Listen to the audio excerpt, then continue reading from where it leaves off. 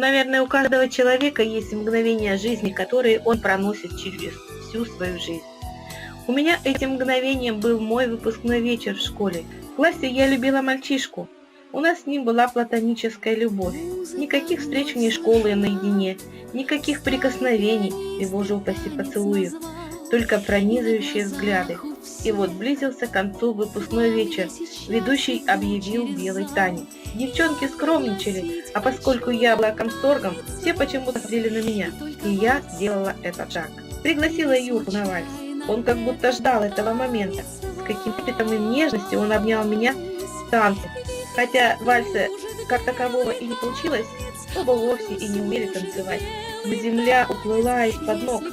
И эта песня, и эти ощущения юношеской чистоты и нежности остались в душе на всю жизнь.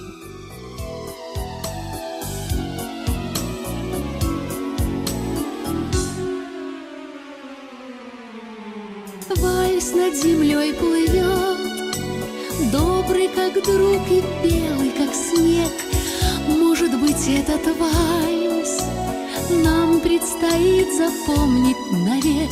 Я пригласить хочу на танец вас, и только вас, и не случайно этот танец вальс. Вихрем закружит белый танец, ох, и услужит белый танец, если подружит белый танец нас.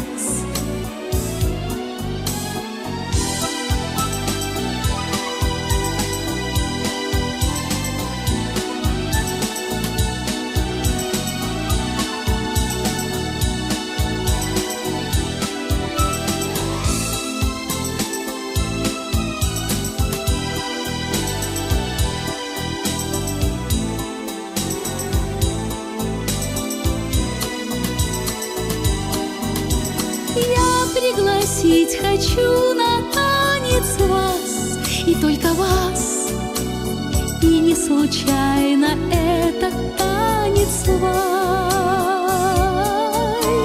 Вихрем закружит белый танец, ох, и услужит белый танец, если подружит белый